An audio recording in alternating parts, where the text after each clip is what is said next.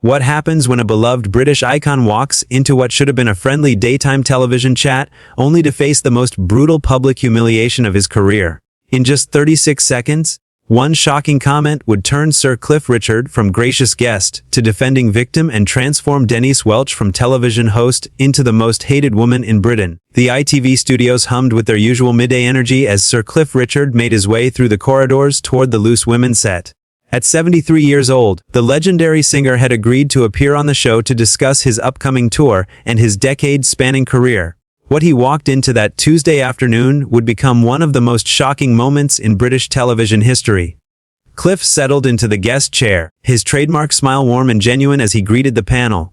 Denise Welch sat center stage as the lead presenter, flanked by Nadia Saw, Linda Robson, and Kay Adams. The atmosphere should have been welcoming, celebratory even. Instead, there was something cold in Denise's eyes from the very first moment. "So, Cliff," Denise began, her voice carrying an edge that made the studio audience shift uncomfortably. "Here you are again, still performing at your age. Don't you think it's time to hang up the microphone and let someone younger take the spotlight?" The question hit like a slap. Cliff's smile faltered for just a moment before he composed himself with the grace of a true professional. "Well, Denise, I think as long as people want to hear me sing, and I'm physically able to do it, age is just a number. Music doesn't have an expiry date," he replied, his voice steady but clearly taken aback by the aggressive opening. Nadia Salah looked visibly uncomfortable, glancing between Denise and Cliff with concern written across her face. "I think what's amazing is how you've maintained your voice and your passion for so many years," she interjected, trying to steer the conversation toward more positive territory. But Denise wasn't finished. She leaned forward, her expression hardening. "That's all very romantic, Nadia, but let's be honest here. Cliff, your last few albums have been commercial disasters. The charts are dominated by artists who weren't even born when you started. Isn't this just about ego at this point?" The studio fell silent. Even the camera operator seemed to freeze. Linda Robson's mouth actually dropped open in shock. Kay Adams shifted in her seat, clearly uncomfortable with where this was heading.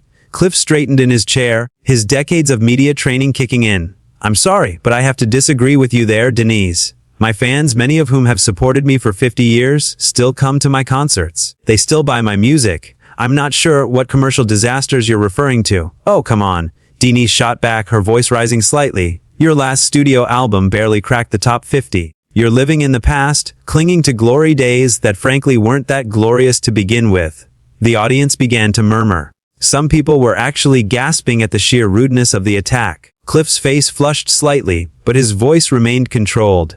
"Denise, I came here today to talk about my upcoming tour, and to connect with the viewers who have been so supportive over the years. I'm not sure why you're choosing to attack me personally rather than have a conversation." "Attack you?" Denise laughed, but there was no humor in it. "I'm just asking the questions that everyone's thinking. When you look in the mirror, do you really see a relevant artist, or do you see an old man desperately trying to recapture something that's long gone?" Nadia Saw couldn't stay silent any longer.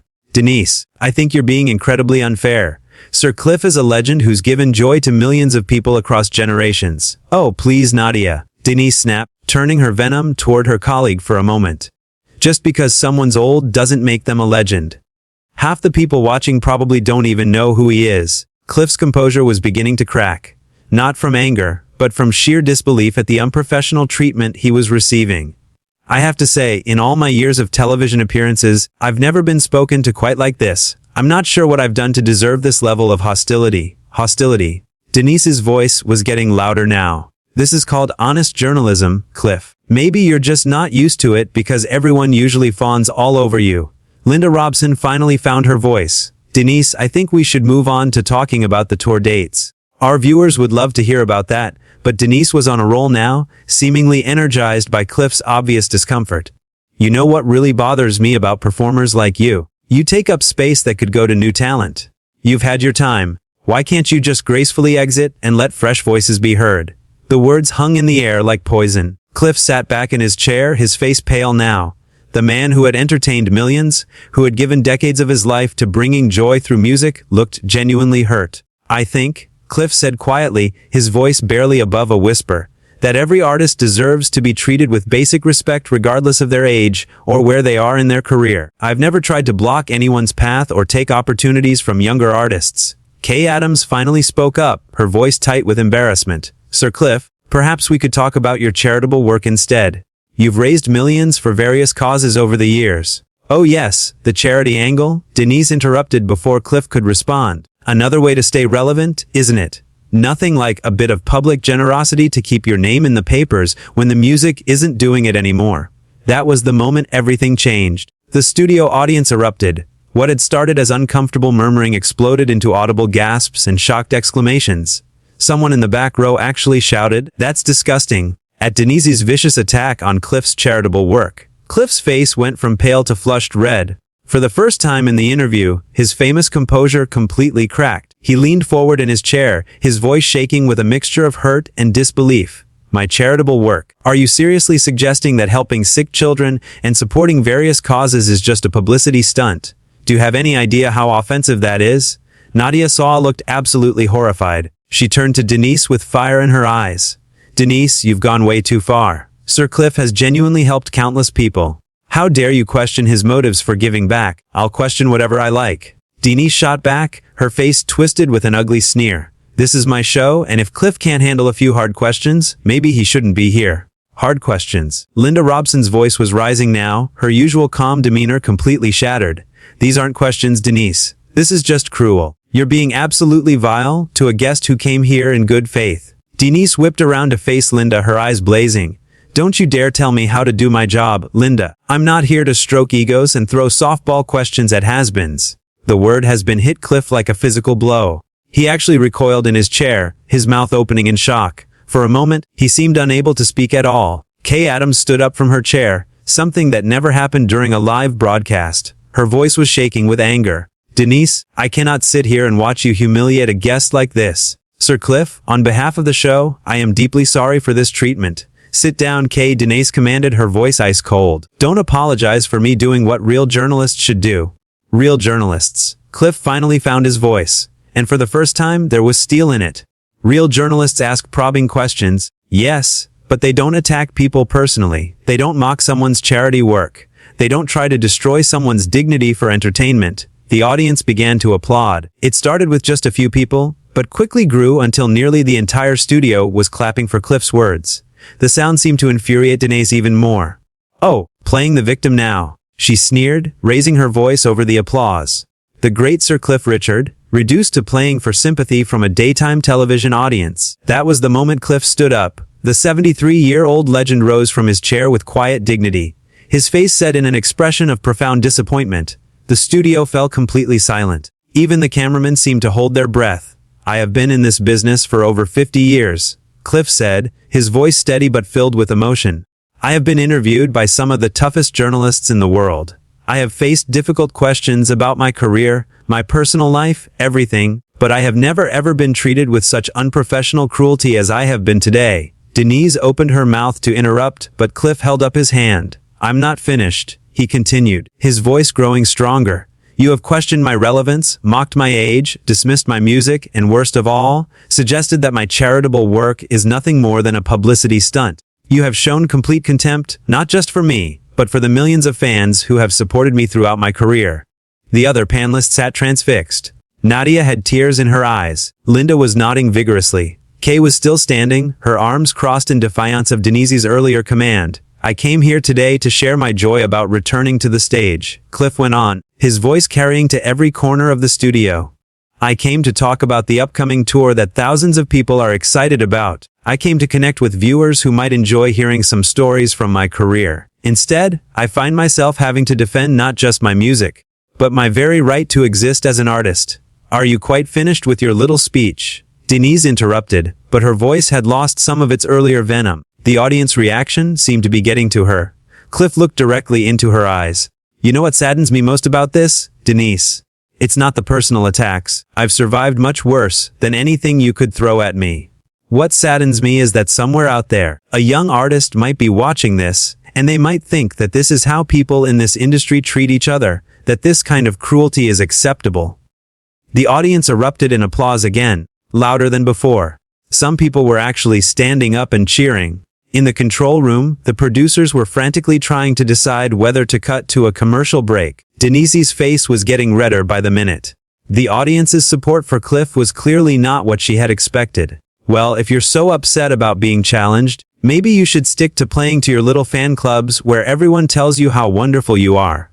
There it is again, Cliff said sadly, the contempt. Not just for me, but for the people who enjoy my music. You're not just attacking me, Denise. You're attacking every person who has ever found joy in a song I've sung. You're dismissing their feelings, their memories, their experiences as worthless. Nadia Sawala couldn't contain herself any longer. She turned to face the cameras directly. I want to say to everyone watching at home that this does not represent the values of this show or this panel. Sir Cliff Richard is a gentleman and a legend, and he deserves so much better than this. Nadia, you're out of line. Denise snapped, but her authority was crumbling by the minute. No, said Linda Robson, also turning to the camera. Nadia is absolutely right. This is disgraceful, and I'm ashamed to be associated with it. Cliff looked around at the three women who had tried to defend him, his expression softening slightly. Thank you, ladies. Your kindness means more than you know, but I think it's clear that I'm not welcome here. He began to remove his microphone, his movements deliberate and dignified. The simple act seemed to electrify the studio. The audience was on the edge of their seats, sensing that they were witnessing something unprecedented. Running away, Denise called out, making one final attempt to regain control. I thought you were supposed to be tougher than this. Cliff paused, the microphone halfway off. He looked at Denise with something approaching pity. Tougher than this. Cliff repeated slowly, his voice heavy with disappointment. Denise, I've survived 5 decades in an industry that can be brutal. I've weathered personal attacks, professional setbacks, and public scrutiny that would break most people. But I've never confused cruelty with strength, and I've never mistaken bullying for toughness. The studio was so quiet you could hear the cameras humming. Every person in that room knew they were witnessing something extraordinary. Cliff Richard, the ultimate professional, the man who had never lost his temper in public, was delivering a masterclass in dignity under fire. Real toughness, Cliff continued, his voice growing stronger with each word, is treating people with respect even when you disagree with them. Real strength is lifting others up, not tearing them down. What you've done here today isn't tough, Denise. It's just sad. Denise's face went pale, then flushed red again. The audience's reaction was clearly rattling her more than she wanted to admit. Don't you dare lecture me about strength. You don't know anything about what I've been through. You're right, Cliff replied quietly. I don't know your struggles, just as you clearly don't know mine, but I would never use someone else's pain as an excuse to inflict pain on others. That's the difference between us. The cameras caught every emotion flickering across Denise's face. Anger, embarrassment, and something that looked almost like shame. The other panelists watched in stunned silence as their colleague's mask of professional authority completely slipped away. Kay Adams stepped closer to Cliff. Sir Cliff, please don't let this experience taint your view of our show or our network. This isn't who we are. I know it isn't, Kay Cliff said gently, his natural kindness shining through, even in this moment of crisis. You three have shown me nothing but grace today. It's clear that this behavior doesn't represent the values you hold dear. Linda Robson was openly crying now. I'm so sorry, Sir Cliff. You deserve so much better than this. We all do. The audience began to murmur again, but this time it wasn't shock or gasps. It was a low rumble of agreement and support for Cliff. Someone shouted, "We love you, Cliff," from the back of the studio. Denise seemed to realize that she was losing the room completely. In desperation, she made one final catastrophic attempt to regain control. Well, at least when I'm forgotten, it'll be because I stood for something real, not because I spent my whole career singing lightweight pop songs that meant nothing to anyone. The words hit the studio like a bomb. The audience reaction was immediate and explosive. People weren't just gasping anymore, they were shouting. Several audience members stood up, pointing accusingly at Denise. One woman yelled, "How dare you?" so loudly that it echoed through the studio. But it was Cliff's reaction that truly stunned everyone. Instead of anger or hurt, his face showed something much more powerful. Profound disappointment mixed with genuine pity. "Denise," he said softly, his voice somehow carrying over the chaos. "I genuinely feel sorry for you. To live with that much bitterness, that much need to tear down others. It must be exhausting." The simplicity of his response, the complete absence of retaliation seemed to deflate Denise entirely. She looked around the studio, taking in the hostile faces in the audience, the disappointed expressions of her colleagues, and the cameras that had captured every moment of her professional self-destruction. Nadia Salha stood up and walked over to Cliff. "Sir Cliff, would you please accept my personal apology and the apology of everyone who believes in treating guests with dignity and respect?" "Of course I do, Nadia. Your kindness throughout this ordeal has been a bright spot in a very dark moment. The audience erupted in applause for Nadia's gesture. The sound was deafening, a clear statement of where their sympathies lay. Denise sat alone at the presenter's desk, isolated and humiliated. Cliff looked one more time around the studio, taking in the faces of the audience members, many of whom were still clapping. He raised his hand in a gentle wave, and the applause grew even louder. To everyone watching at home, he said, speaking directly to the cameras, please remember that kindness costs nothing, but it's worth everything. Don't let anyone convince you that cruelty is strength or that tearing others down builds you up. We can do so much better than that. With those words, he turned and walked toward the exit. The audience rose to their feet in a standing ovation that shook the studio. The three remaining panelists joined in the applause, their faces showing a mixture of admiration for Cliff and shame for their colleagues' behavior. As Cliff reached the edge of the set, he paused and looked back one more time, not at Denise, but at the audience who had supported him through the ordeal. He placed his hand over his heart in a gesture of gratitude that brought many people to tears.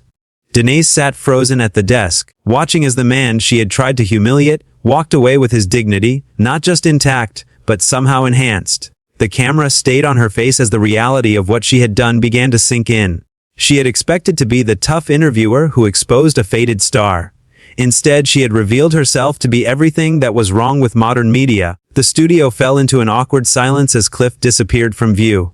The three remaining panelists looked at each other, then at Denise, then at the audience. Nobody seemed to know what to do next. Finally, Kay Adams spoke into the deafening quiet. Ladies and gentlemen, we're going to take a break. When we return, we'll be discussing the importance of treating each other with respect and dignity. As the cameras cut away and the show went to commercial, the audience continued to buzz with conversation about what they had just witnessed.